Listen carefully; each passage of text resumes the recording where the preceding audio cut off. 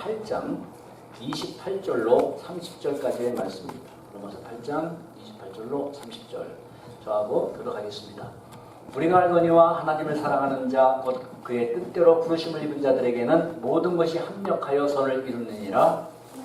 하나님이 미리 아신 자들을 또한 그 아들의 형상을 본받게 하기 위하여 미리 정하셨으니 이는 그로 많은 형제 중에서 받아들이려 하십니다. 다 같이요. 또 미리 정하신 그들을 또한 부르시고 부르신 그들을 또한 의롭다 하시고 의롭다 하신 그들을 또한 영원롭게 하셨느니라. 아멘. 오늘도 함께 나누시는 이 하나님의 말씀을 통해서 새로운 은혜와 결단, 회복의 역사가 일어나시기를 예수님의 이름으로 기도합니다. 아멘. 오늘 말씀의 제목은 하나님의 뜻대로 부르심을 입은 자들입니다. 하나님의 뜻대로 부르심을 입은 자들. 우리는 지난 시간에 욥기서를 보면서 하나님 앞에 온전하고 정직해서 하나님을 경외하는 그러한 욥이 당하는 고난을 보았습니다. 욥이 당하는 고난의 이유는 욥이 까닭없이 하나님을 경외하고 그렇게 믿음을 지키겠습니까? 다 하나님께서 욥에게 많은 축복을 주셨기 때문 아닙니까? 이제 그의 소유물들을, 모든 소유물들을 한번 쳐보세요. 그러면 틀림없이 주님을 향해서, 주를 향해서 욕하지 않겠습니까? 라고 하는 사단의 참소에 하나님께서 욥에게 고난을 허락하셨던 겁니다. 첫 번째 욥의 재산과 자녀들을 치는 시험 가운데서도 욥은 이렇게 고백합니다. 주신 이도 여호와시요 가져가시는 거두시는 이도 여호와시니 여호와의 이름이 찬송을 받을지어다 하면서 하나님께서 모든 것이 왔으니까 주인이시니까 하나님이 걷어가시는 것, 그러므로 나는 그거에 대해서 억울하고 원망할 수 없다라는 겁니다. 오히려 하나님을 찬송합니다. 이렇게 하나님을 욕하지 아니하고 승리한 욥에게 사단은 또 포기하지 않고 두 번째 시험을 하죠. 그 다음에는 그의 소유물이 아니라 욥 자신의 육체를 칩니다. 온몸이 다 종기가 나게 해서 많은 고통을 줍니다. 그러나 그 시험 가운데서도 욥은 또 이렇게 고백합니다. 우리가 하나님께 복을 받았은지 화를 받지 아니하겠느냐 하면서 화도 받지 않겠느냐 하면서 입술로 원망하지 아니하였습니다.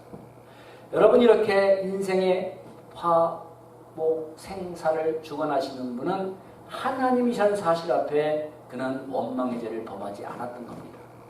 여러분, 이렇게 욥이 극심한 가운데서도, 고통이 극심한 가운데서도 불신앙의 죄를 범하지 않을 수 있는 근본적인 믿음은 뭐냐면, 한마디로 하면 우리에게 있어서 가장 가져야 될 믿음입니다. 모든 것을 하나님이 다스리고 계시다는 하나님의 주권을 믿는 신앙 때문이에요. 여러분, 우리 신앙의 근원은 뭐냐면 우리가 하나님의 은혜를 아는 것, 우리가 하나님께 주시는 여러 가지 축복을 아는 것도 중요하지만 그보다 하나님이 모든 것들을 주관하시고 온 우주 만물을 다스리는 창조주 하나님이시며 전능자시며 그분이 모든 것을 섭리하고 계시다는 하나님의 절대적인 주권을 인정하고 믿는 겁니다. 아멘. 그래서 여러분, 성경은 어떻게 시작합니까? 하나님이 우리에게 주신 어떤 은혜를 얘기하기보다도 하나님이 천지 만물을 창조하시느니라 하시면서 하나님이 온 우주 만물의 창조자가 되시며 주인 되시는 것부터 선포합니다. 그래서 여러분, 믿음은 거기부터 출발해야 됩니다. 창세기 1장 1절부터 믿음이 없으면 나아갈 수가 없어요. 2절로. 아니, 무슨 하나님이 말씀으로 천지를 창조해? 그러면 그 다음에 나갈 수가 없어요. 그거를 못 믿으면. 그러나 여러분, 하나님이 천지 만물의 주관자가 되시고 창조자라는 걸 믿으면 그 다음에 나오는 것, 홍해가 갈라졌대. 홍해가 어떻게 갈라져? 여리고성이 무너졌는데 그걸 왜 못 믿겠습니까?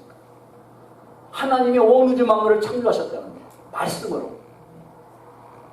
그러므로 여러분, 우리의 근본적인 믿음은 하나님의 주권을 믿는 신앙으로부터 출발해요.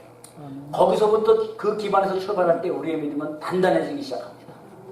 그게 우리의 기초가 같아요.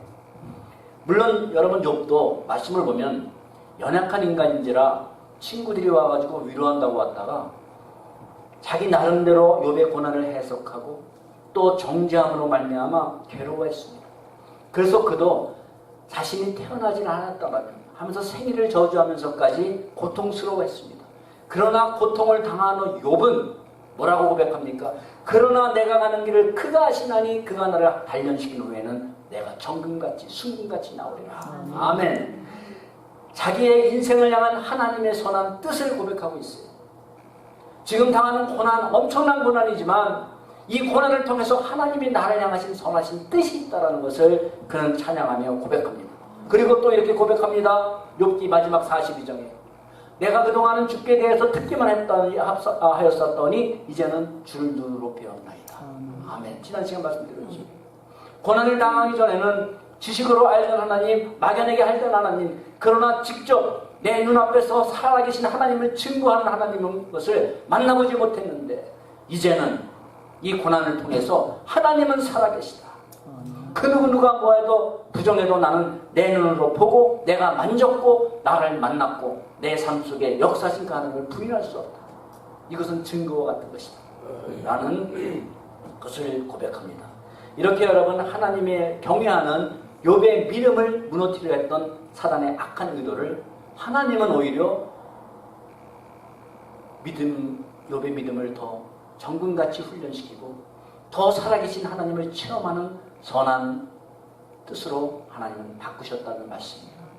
사단의 그런 악한 의도마저도 선으로 바꾸시는 하나님의 주권적인 역사를 볼 수가 있습니다. 사도 바울은 바로 이런 하나님의 역사를 오늘 말씀에 고백하고 있는 겁니다. 뒤에 28절 말씀입니다. 우리가 알거니와 하나님을 사랑하는 자 곧 그의 뜻대로 부르심을 입은 자들에게는 모든 것이 합력해서 선을 이루느니라 말씀합니다.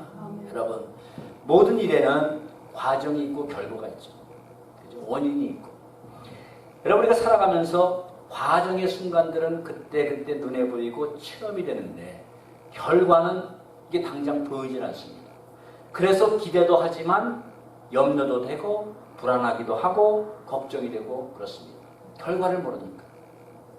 그러나 여러분 우리가 살아가면서 과정이 힘들어도 좋은 결과가 있다는 사실을 확신할 수 있다면 힘든 과정일지라도 우리는 그 기대 속에서 희망을 가지고 오늘의 고난을 오늘의 상황을 넉넉히 이겨갈 수가 있는 겁니다. 그렇죠. 결과를 한다면 예를 들어서 마치 한국과 일본이 축구 경기를 하는데 또 우리는 일본하고 하면 또 반드시 이겨야 되는 국민정서가 있지 않습니까? 반드시 이겨야 돼 일본하고는. 그런데 만약 3대2로 이긴 결과를 알고 TV를 보고 있는데 전반전에 2대0으로 지고 있다고 불안해할 사람이 있습니까? 결과를 알고 봅니다. 근데 만약에 결과를 알고 보면서도 불안에 떨고 있는 사람이 있으면 그분은 건강상 TV를 끊어야 됩니다. TV를 보지 말아요. 알면서도 그러는데 여러분 오히려 후반에 3골을 넣는 장면들을 기대하면서 볼 겁니다. 그렇죠. 결과를 안다면. 물론 여러분 우리 인생의 고난의 문제를 이런 축구 경기에 비교할 수는 없지만 오늘 읽은 이 한 구절 속에 눈앞에 펼쳐진 상황을 불만족스럽고 나아가 고통일지라도 우리가 인생을 담대하게 살아갈 수 있는 분명한 확신을 주는 답이 28절에 담겨 있는 겁니다. 우리가 이 한 구절을 굳게 믿음으로 붙들고 살면 문제 앞에서 우리는 다른 모습으로 인생을 살아갈 수가 있습니다. 왜냐하면 성도는 하나님의 뜻대로 부르심을 입은 자들이기 때문입니다. 아멘. 그러므로 여러분 어느 상황 가운데서나 우리가 절망하지 않고 담대하게 살아갈 수 있는 길은 첫 번째 뭐냐면 성도인 나는 하나님을 사랑하는 자요 그리고 하나님의 뜻대로 부르심을 입은 자라는 그 사실을 한순간도 잊지 말며 살아가라는 겁니다. 아멘. 내 모습이 이럴지라도 하나님은 나를 하나님의 기쁘신 뜻대로 나는 부름받은 자다. 이 변할 수 없는 진리를 한순간도 잊지 말고 살아가는 겁니다. 나는 하나님을 사랑한다. 만약 여러분 오늘 말씀 중에서 28절 말씀 중에서 하나님을 사랑하는 자라는 말씀만 있고 곧 하나님의 뜻대로 부르심을 받은 자라는 말씀이 없다면 우리는 불안합니다. 우리는 불안해요. 왜 그렇습니까? 내가 하나님을 사랑하면 하나님께서 모든 것이 앞에서 선을 이루시고 내가 하나님을 사랑하지 않으면 하나님이 내 인생에 개입하셔서 모든 것이 합력해서 선을 이루지 않을 것이라고 한다면 여러분 모든 것이 합력해서 선을 이루게 하시고 안 이루게 하는 주체가 누가 됩니까? 나가 돼요. 내가. 하나님이 아니라. 내가 하나님을 사랑하면 하나님은 나에게 은혜를 베푸시고 내가 하나님을 사랑하지 않으면 쉽게 얘기해서 은혜를 안 베푸신다 하면은 그 은혜를 주고받는 그 근원과 주체가 뭐가 돼요? 우리가 되는 겁니다. 하나님이 아니라. 그러나 그 사이에 하나님을 사랑하는 자, 곧 하나님의 뜻대로 부르심을 입은 자, 이 말씀이 있어서 얼마나 감사하고 다행인지 모릅니다. 이 말씀이 있어서 하나님을 사랑하는 자라는 원어적 의미는 하나님을 계속적으로 사랑하는 자라는 의미예요. 어느 상황이나 하나님을 계속해서 사랑한다는 의미. 여러분, 상황에 따라 수시로 변하는 마음, 우리가 우리 자신을 믿을 수가 있겠습니까? 지금은 내가 하나님, 주님 너무너무 사랑합니다. 언제나서나 주님 생각. 이래도 여러분, 고난이 오고 어려움이 왔을 때 그때도 계속적으로 변함없이 하나님을 사랑하고 경외할 수 있는가라는 겁니다. 물론 그때 가봐야 알겠죠 라는 답이 우리에겐 정답이 될 수 있어요. 그때 가봐야 알겠죠. 맞죠? 가봐야 알겠지. 그러나 여러분, 하나님 앞에서의 답, 하나님이 우리에게 요구하시는 답은 그때나 지금이나 내일이나 언제나 분명한 한 가지 답뿐입니다.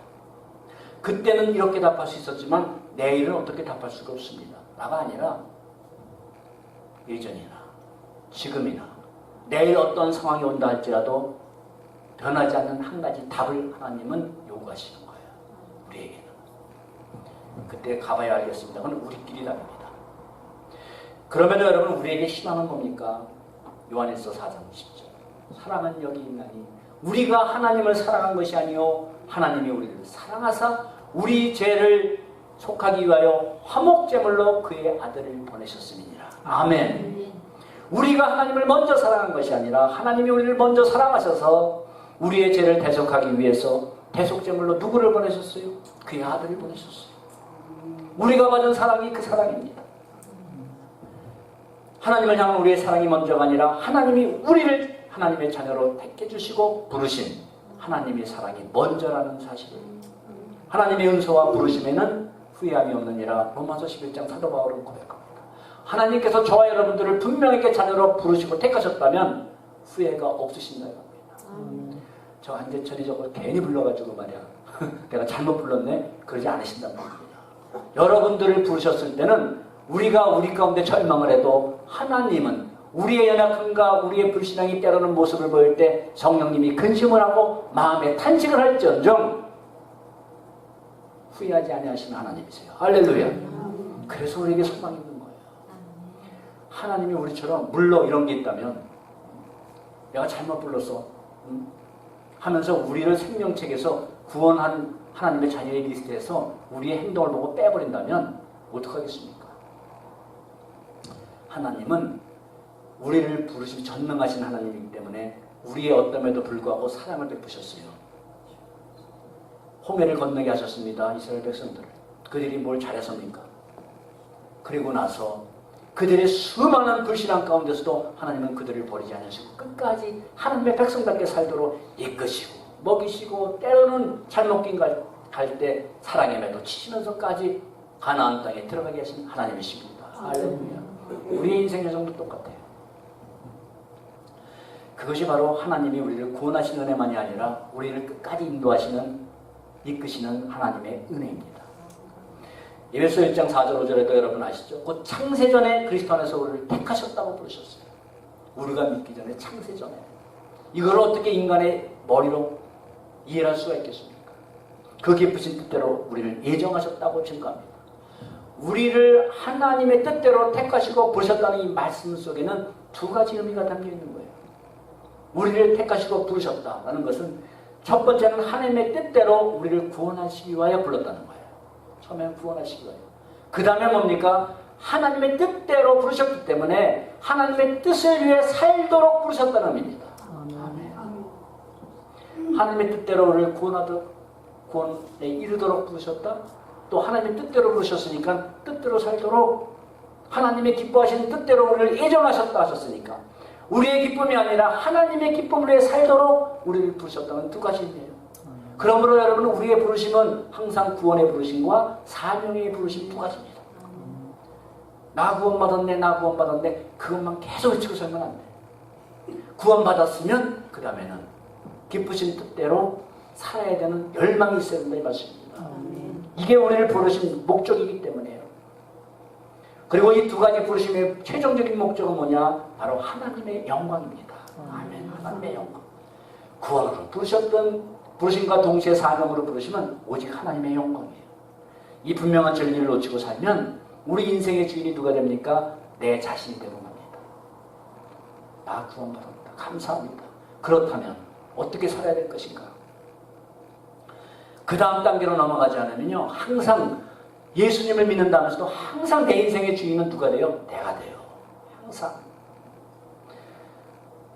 내가 하나님의 뜻대로 구원을 받는 그 순간 주인의 자리는 바뀌는 겁니다. 우리가 있던 소속은 바뀌는 거예요. 사단의 아래에 있다가 하나님의 자녀로 바뀝니다. 내가 내 인생의 주인이었다가 이제는 주님으로 바뀌는 겁니다. 완전한 소유권 이전이에요. 그게 구원받는 겁니다. 내가 하나님을 이만큼 사랑하니까, 내가 하나님의 일을 이만큼 열심히 하니까 늘 내가 중심이 되고 말아요. 내가 이만큼 하는데. 그래서 안 알아주면, 사람들이 안 알아주면 섭섭해합니다. 아유, 너 그냥 그만할까? 해봐야 알아주는 것도 없고 힘만 들고. 그러면 여러분, 우리를 구원하시는 하나님의 지혜인 복음의 은혜가 가려지고, 예수님 당시에 자기 의를 드러냈던 바리새인과 서기관 장로들, 그들처럼 자기가 중심이 되어 살아가는 교만한 종교인이 되고 마는 겁니다. 여러분, 하나님의 은혜를 깨닫지 못하는 열심은 오히려 신앙생활에 독이 될 수가 있습니다. 안 하는 것보다 낫죠. 안 하는 것보다 낫죠. 그런데 오히려 영적으로 안 하는 거나 마찬가지예요. 독이 될 수가 있어요. 치명적으로. 더 독이 될 수가 있습니다. 왜 그렇습니까? 자신의 그 열심 때문에 교만해질 수 있어요. 교만해질 수 있기 때문입니다. 그리고 오히려 그 교만과 열심 때문에 십자가 은혜 앞에 나가 회개할 수 있는 할 수 없는 굳은 마음으로 변할 수 있기 때문이에요. 교만해지면 우리의 마음은 십자가 은혜 앞에 천부여 손들고 옵니다. 주님의 은혜가 아니면 아무것도 할 수 없습니다. 은혜 주세요. 저는 하나님의 은혜가 아니면 내가 가지고 있는 모든 것, 이 땅에서 누리고 있는 모든 것, 그게 하나님이 부르시면 다 놓고 가야 되는데 무슨 소용이 있겠습니까? 그 다음엔 하나님의 영원한 심판이라면 내가 오늘 가지고 있는 것들이, 누리고 있는 것들이 무엇이겠습니까? 그래서 성경은 잠깐 있다가는 인생이라고 말하고 안개와 같은 인생이라고 말하는 겁니다. 그런 자기신앙을 가지고는 고난 속에서 모든 것이 합력해서 선을 이루어 가시는 하나님을 계속적으로 사랑하고 신뢰하고 의지하는 신앙을 가질 수가 없는 겁니다. 여러분, 우리는 살아가면서 종종 이해할 수 없고, 그리고 너무 힘든 상황을 만나면 왜라는 반문을 합니다. 왜? 그리고 탄식도 나옵니다. 왜 나에게 이런 일이? 하나님이 진정 살아계시다면 왜? 그것이 감정을 가진 인간으로서의 자연스러운 반응이에요. 열심히 주님을 섬기고 하는데 덜컥 암이 걸려요. 하나님을 안 믿고 살아가는 사람은 늘 장수부대 나가서 늘 건강을 잘합니다. 그럴 수 있어요? 그럴 때 왜? 여러분, 믿음의 용장 다윗도 시편 10편을 보면 어찌하여 여호와여 어찌하여 나를 멀리하오시니 어찌하여 환난 때에 숨으시나이까 탄식했습니다. 시편 22장에도 보면 내 하나님이여 내 하나님이여 어찌하여 나를 버리셨나이까 어찌하여 나를 멀리하여 돕지를 않으시나이까. 하나님이 없는 것처럼 탄식하고 있습니다. 내 신음소리가 들리지 않습니까? 믿음의 용장 다윗도 그렇게 신음없고 어찌하여 왜라는 질문을 했습니다. 이 외침은 예수님이 십자가상에서 엘리엘리 라마 사막다니 하나님 나의 하나님 나의 하나님 어찌하여 나를 버리셨나이까 하는 그 하나님 고통스러운 주님의 외침을 보여주고 있습니다. 다윗의 그 외침, 내 하나님이여 내 하나님이여 어찌 나를 버리셨나이까 어찌 나를 멀리하여 돕지 아니하시며 내 신음소리를 듣지 아니하시나이까. 주님의 십자가의 고통을 그대로 표현해주고 있지 않습니까? 다윗은 마치 하나님이 자신을 버리신 것처럼 느낄 때가 있었어요. 환난의 때에 나타나지 아니하시고 숨어 계신 것처럼 하나님 그 얼굴을 하늘 비춰주세요 나를 향해 주세요 해도 하나님은 도우시지 않는 것처럼 숨어 계신 것처럼 다윗을 예만한 것처럼 그럴 때가 있었습니다. 그러나 하나님은 그런 다윗의 감정만이 아니라 우리의 그런 감정을 죄악시하신 하나님이 아니세요. 그건 죄다. 내가 믿는데 왜 이렇게 탄식해? 그걸 죄라고 하지 않습니까? 그러면 다윗도 그랬습니다. 사도 바울도 그랬습니까? 나는 공고한 자들. 그러나 여러분, 그 다윗의 탄식이나 믿음의 사람들의 탄식은 어찌하여 왜라는 반문과 탄식과 절망으로 끝나지 아니했다는 사실이에요. 감정을 갖고 있기 때문에 그들은 탄식했습니다. 여호와께서는 영원 무궁하도록 왕이시니 이방 나라들이 주의 땅에서 멸망하였나이다. 나라는 여호와의 것이며 여호와는 열방 모든 나라의 주제심이나이다. 아멘. 다윗은 그런 탄식이 있은 후에 어찌하여 나를 버리셨나이까? 그러나 결론은 뭐예요? 그래도 하나님은 모든 나라의 열방의 왕이십니다. 아멘. 모든 나라를 다스리는 왕이시고 나의 대적들도 다스리는 하나님이십니다 라고 하나님의 주권을 높이며 찬송했습니다. 이것이 바로 다른 점이죠.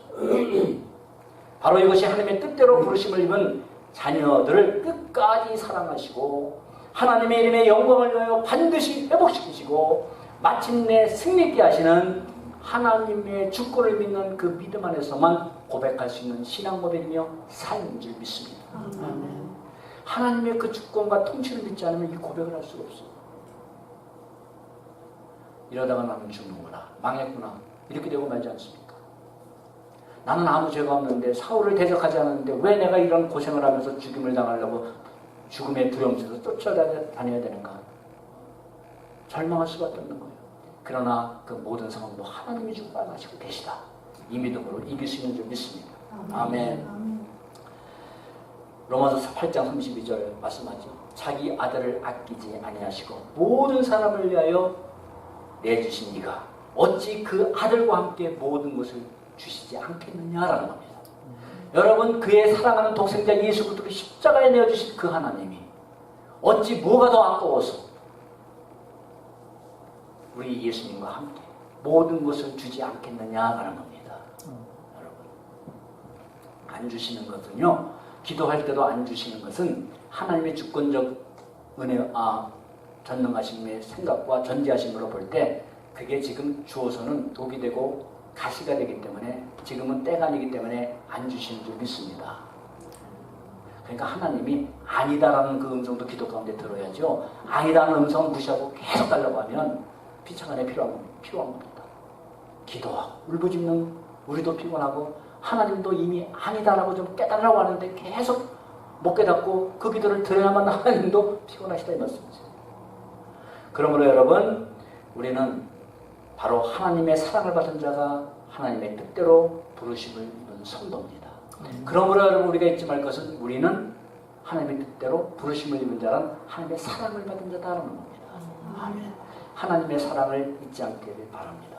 아멘. 두 번째는 모든 것이 합력해서 선을 이루시는 하나님의 지혜를 의심하지 말라는 겁니다.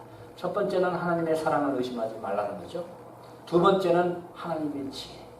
모든 것이 합력해서 선을 이루시는 하나님의 무한하신 지혜를 의심하지 말라는 겁니다. 인간이 여러분, 하나님의 지혜를 우리가 어느 정도 하나님의 지혜가 풍부하신지를 지식적으로 과학적으로 알 수가 있겠습니까? 알 길이 없지만 시편 기자는 하나님의 지혜에 대해서 시편 147편 5절에 이렇게 말씀합니다. 그가 별들의 수요를 세시고 그것들의 이름을 다 이름대로 부르신 하나님이시다. 그 하나님은 위대하시고 능력이 많으시며 그 지혜가 무궁하시도다 말씀합니다. 하늘의 온 우주의 별들을 다 세시고 그리고 그 모든 이름들을 다 부르시는 하나님, 우리의 머리카락도 다 세시는 하나님. 아멘. 성경은 말씀합니다. 깊도다 하나님의 지혜와 지식에 부유하며 그의 판단은 측량할 길이 없으며 그의 길을 우리가 찾지 못하는도다. 사도 바울은 로마서 11장 말씀합니다. 깊도다 하나님의 지혜와 지식에 부유한. 그래서 우리는 하나님의 판단을 측량할 길이 없고 그의 길을 하나님의 인도하심이 없으면 알 길이 없다 이 말씀입니다. 그래서 여러분, 이 성경이 뭐예요? 인간의 지혜로는 알 수 없는 하나님을 알도록 하고 하나님의 자신이 어떤 하나님인가를 계시해 주는 게 바로 이 성경 말씀이에요. 그러므로 여러분 아무리 이런저런 집회를 쫓아다녀도 하나님의 말씀을 떠나면 하나님을 바로 알 수가 없는 게 바로 이유입니다. 하나님은 자신에 대해서 정확하게 오류 없이 우리가 알고 구원받을 만큼 성경에 하나님의 어떤 분이신가 하나님이 이루어가시는 길들을 다 약속들을 기록해 놓으셨습니다. 그래서 우리는 하나님의 말씀으로부터 하나님을 체험하는 게 가장 정확하고 위험하지 않은 겁니다. 아멘. 인간은 살아가면서 여러분 일어나는 문제를 볼 때 나타난 현상을 보고 또 의심이 있고 질문이 있으면 실험을 해서 나온 결과를 가지고 판단하지만 하나님의 그 전능하신 지혜는 무궁하시기에 피조물 세계에서 일어나는 모든 일들에 대한 질문이나 의구심은 있을 수가 없는 전지하신 하나님이세요. 자유주의 신학자들이 이 하나님의 전지하심을 깎아내리려는 여러 가지 시도를 합니다. 하나님은 전지하시지 않다. 인간을 창조하셨지만 그 인간의 내일을 하나님은 알지 못한다. 라고 자유주의 신학자들은 여러 가지 이론들을 냅니다.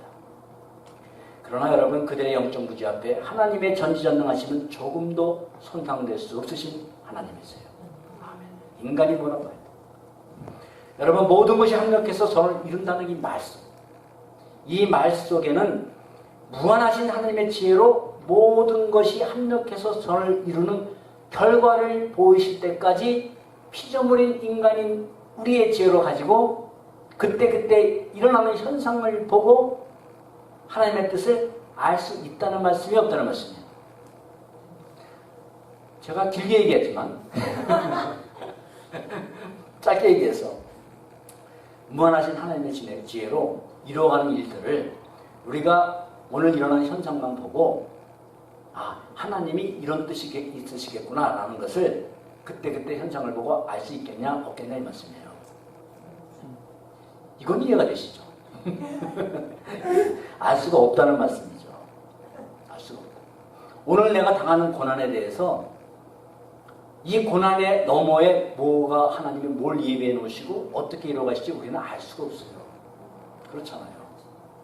그래서 바로 거기에 우리가 낙심도 하고 절망할 수밖에 없는 겁니다. 이게 우리 인간의 한계잖아요.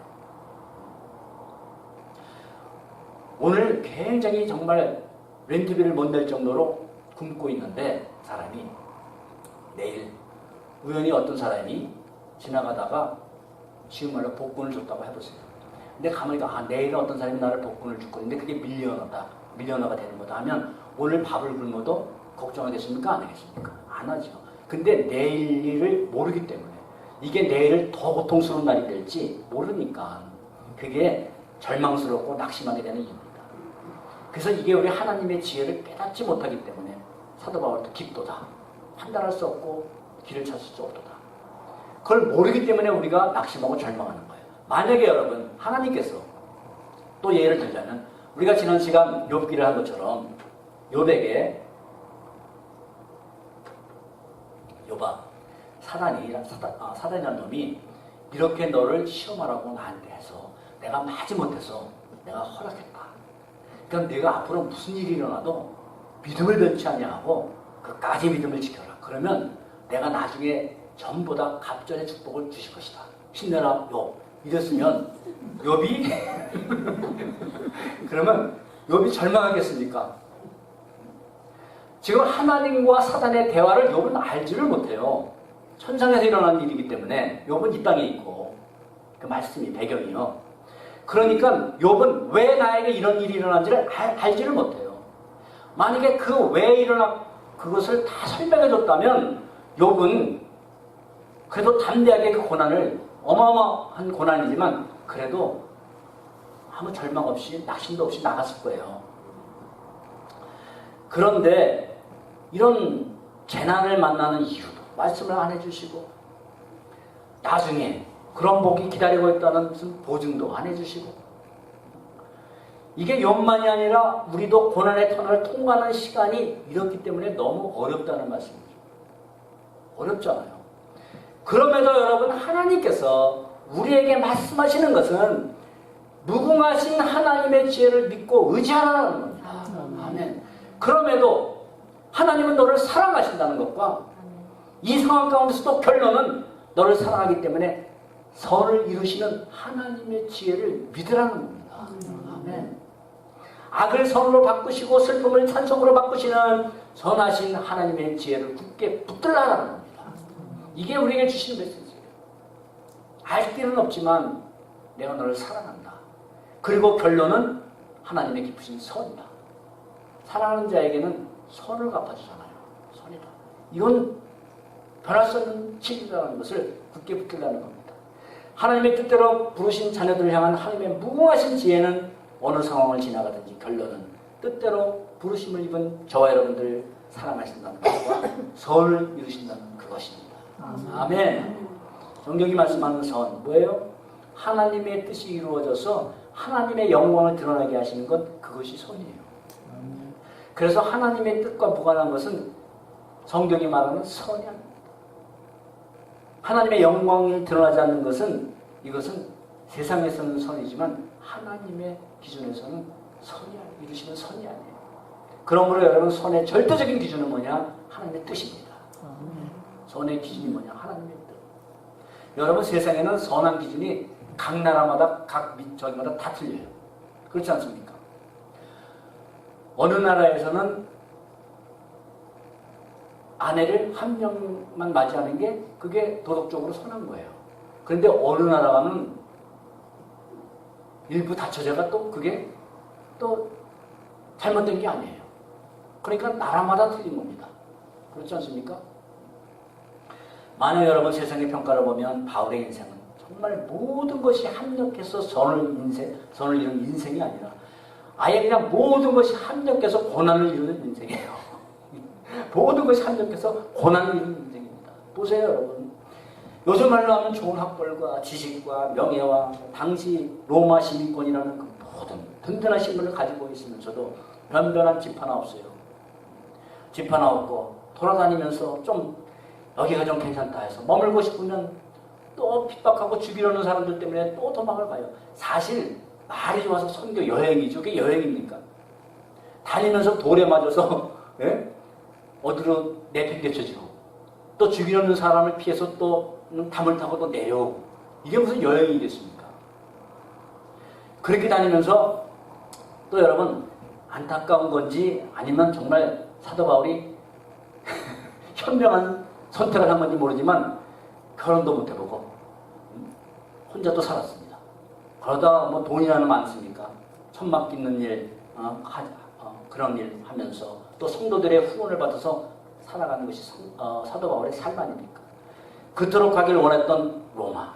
하나님이 로마도 보아야 하리라. 로마에 갈 것이다라고 약속하셨습니다. 근데 그것도 여러분 못하고 가니까 죄수의 신분이 돼가지고 호송 거기에 묶여가지고 가는 그런 삶, 그리고 결국 죽임을 당하는 삶. 누가 이런 인생을 무한하신 하나님의 사랑과 하나님의 지혜 속에서 살아간 인생이라고 누가 인정할 수 있겠어요? 세상 사람들이 볼 때 망한 인생이죠. 하나님 믿고 망한 인생입니다. 예수님 믿고. 세상 사람들이 볼 때 그 많은 좋은 조건.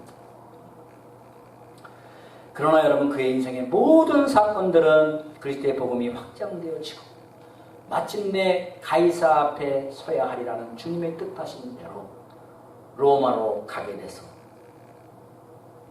가이사 앞에서 그리스도의 복음을 증거하게 하시는 하나님의 뜻을 이루어 나가시는 모든 유익한 과정들이었다는 사실입니다. 그러므로 여러분 분명하고 확실한 것은 사도 바울은 모든 것이 합력해서 선을 이루는 하나님의 역사 속에서 살았다는 것. 이것은 분명한 사실이에요. 아멘. 요셉의 인생 보세요. 여러분 아시잖아요. 남들도 아니고 형제들에게 시기를 받아서 죽을 뻔하다가 노예로 팔려가는 비극적인 삶. 또 보디발의 집에서 또 충성스럽게 일하다가 모함으로 감옥에 들어가게 된 그 억울함. 그 모든 억울한 고난의 과정을 겪은 후에 그는 뭐라고 고백을 합니까? 창세기 50장. 당신들은 나를 헤아려 하였으나 하나님은 그것을 선으로 바꾸사. 아멘. 오늘날과 같이 만민의 생명을 구원하게 하려 하셨습니다. 당신들은 나를 죽이려 했습니다. 악하게 했습니다. 억울하게 했습니다. 그러나 하나님은 그것을 선으로 바꾸셨습니다. 그래서 총리가 되게 하셨습니다. 그래서 만민의 생명을 구원하게 하셨습니다. 할렐루야. 자신이 당한 모든 고난이 총리가 돼서 많은 백성들을 구원하기 위하여 모든 것이 합력해서 선을 이루신 하나님의 역사라는 것을 증거하고 있는 겁니다. 여러분, 이렇게 모든 것 속에는 우리가 좋아하는 모든 것들이 아니라, 그만이 아니라 우리가 원하지 않는 모든 것이 담겨 있는 거예요. 모든 것이 합력하여라는 것은 고난도, 핍박도, 때로는 가난함도, 때로는 질병도, 때로는 억울함도 모든 것들이 포함되어 있는 겁니다. 여러분, 이렇게 우리 인생 최고의 복이 무엇인가? 그것은 바로 우리 인생 가운데 모든 것이 합력해서 선을 이루시는 하나님이 개입하셨다는 겁니다. 아멘. 우리 인생 가운데 모든 것이 합해서 선을 이루시는 하나님이 역사하고 계시다는 것, 가장 큰 축복입니다. 아멘.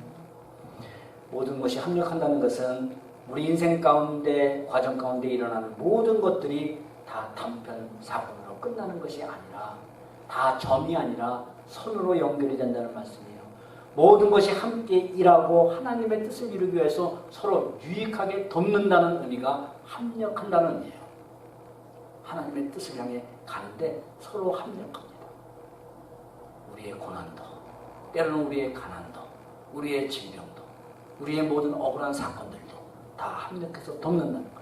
즉, 어제 당한 사건이 어제 일로만 끝나는 것이 아니라 그 사건이 주는 그러한 효과와 의미가 오늘의 우리를 있게 하고, 그리고 계속 연결돼서 결국엔 하나님의 뜻을 이루는 선하신 역사로 이어주는 유익한 역할을 해준다는 말씀입니다. 아멘. 그래서 여러분, 성도가 인생길 가는 동안 겪는 실패는 결론도 실패가 아니라, 결론도 고난이 아니라 오히려 하나님의 뜻을 향해 가도록 유익이 되는 사건이 된다는 말씀이에요. 이게 바로 합력한다는 말씀입니다. 베드로전서 2장 19절에 이렇게 말씀합니다. 부당하게 고난을 받아도 하나님을 생각함으로 슬픔을 참으면 아름답도다. 바로 이 말씀은 성도가 이 땅을 살아가면서 부당하게 당하는 고난, 억울하게 당하는 고난이 있다라는 말씀이에요. 그런 부당하게 당하는 고난을 받아도 하나님을 생각함으로 인내하면, 참으면 아름답다. 여러분, 어떻게 참는다고 말씀하래요? 하나님을 생각함으로. 이악 물고 참으라는 게 아니라, 이 다음에 두고 보자는 불타는 복수심으로 참으라는 게 아니라, 그게 아니라 하나님을 생각함으로. 바로 나를 자녀로 부르신 하나님의 사랑의 하나님을 생각함으로, 모든 것이 합력해서 선을 이루시는 지혜의 하나님을 생각함으로. 아멘. 이 하나님 생각하는 거예요. 십자가 사건, 바로 그것이 바로 모든 것이 합력해서 선을 이루는 절정의 사건 아닙니까? 비참한 실패 아닙니까? 십자가 완전한 절망 아닙니까? 그러나 그 하나님은 십자가를 통해 죄인 우리가 의인 되도록 하셨습니다. 그 십자가를 통해 사망의 노예로 있던 우리가 영원한 생명을 가진 하나님의 자녀가 되도록 이루셨습니다. 이것이 성도에게 준 가장 크고 귀한 하나님의 선하신 역사입니다. 아멘. 그러므로 여러분, 우리가 고난 속에서도 절망 이기는 게 바로 어느 상황 가운데서나 하나님을 경외하고 끝까지 하나님을 향한 순결한 믿음을 지키는 게 십자가의 은혜와 능력을 잊지 않고 살아가는 겁니다. 사랑의 하나님, 하나님의 지혜인 십자가의 복음, 십자가의 그 대속의 역사를 잊지 않고 살아가는 거예요. 마지막으로 우리를 하나님 뜻대로 부르신 목적이 28절하고 29절에 설명이 되어 있습니다. 하나님이 미리 아시는 자들로 그 아들의 형상을 본받게 하기 위해 미리 정하셨으니 하면서 30절에 미리 정하신 그들을 또한 부르시고 부르신 그들을 의롭다 하시고 의롭다 하신 그들을 영화롭게 하셨느니라. 아멘. 우리를 부르신 하나님이 우리를 의롭다고 칭해주시고 우리를 예수 그리스도의 형상을 닮아가도록 하시고 마침내 영원한 하나님의 나라에 들어가는 영화롭게 하신, 바로 이것이 창세전에 우리를 택하신 하나님의 부르신 목적입니다. 아멘. 우리를 불러서 거룩하게 하셔서 내 아들이라 칭해주시고, 그리고 하나님의 백성답게 29절에 그 아들의 형상을 본받게 하기 위하여, 바로 예수 그리스도의 형상을 본받아 살아가는 성화로운 삶을 살게 하기 위하여 그리고 주님 앞에 서는 그날 영원히 썩지 않는 영광스러운 몸을 입게 하기 위하여. 할렐루야. 이것이 우리를 향하신 목적이에요. 너희 속에 착한 일을 시작하신 이가 그리스도 예수의 날까지 이루실 줄을 우리가 확신하노라. 아멘, 아멘. 오늘도 그날까지 모든 것이 합력해서 선을 이루어가시는 우리 하나님을 찬양합니다. 할렐루야. 구원이라는 가장 귀한 선한 일을 행하여 주시고 우리 가운데 베풀어 주신 그 주님을 찬양합니다. 할렐루야. 기도하겠습니다.